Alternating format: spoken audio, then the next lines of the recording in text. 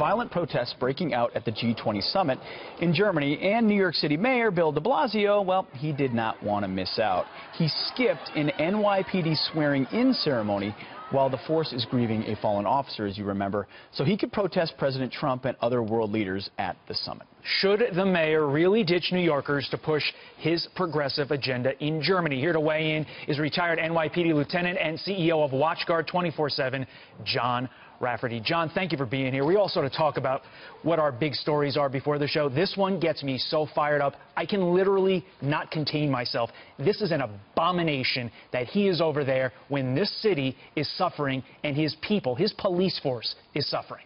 Well, I think he has his personal agenda. I don't think New York is his main agenda. I think obviously what we've seen him do in office the last few years, we don't believe he's pro-cop. If anything, he ran a campaign as an anti-cop campaign that got him, elected.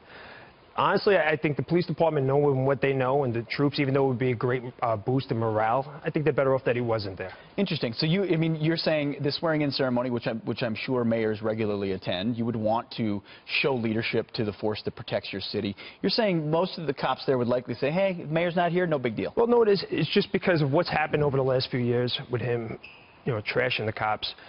It's not a surprise by any means. I don't think anybody should be surprised that he wasn't there, that he has his own personal agenda. I believe that if you understand what he's all about, I think you're probably better off that he wasn't there. I think half the stuff that comes out of his mouth is absolutely false.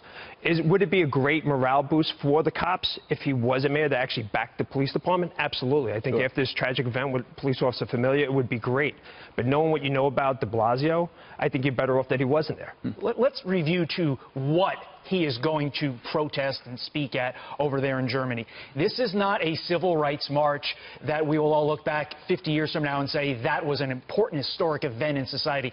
This is a group of unorganized people that, if you heard Dan Bongino talk about it on our air, he doesn't know what they're fighting for. They don't know what they're fighting for. They're there just to create chaos. Yet he is going there and supporting them when here in New York City, since he's been in office, this city has seen its share of problems. And before he got here, quite frankly, it was a city that was tough to mess up. Yeah, two great predecessors on crime, right? So you had, two mayors that wouldn't allow people to take over the streets, wouldn't allow people to shut down the streets. There's a difference between protesters and anarchists, and this is what's going on. When you're allowing people to just shut down streets and destroy things, and you're having mayors saying they understand people, and they're distrusting the police department, and who are you siding with? You're emboldening the criminals and not the police department. That's a great point. It's one thing to protest, another thing to go hang out with a bunch of anarchists that are throwing Molotov cocktails at cops in Germany. Well, let's let the mayor speak for himself. This is what Mayor de Blasio said about his choice on a radio interview.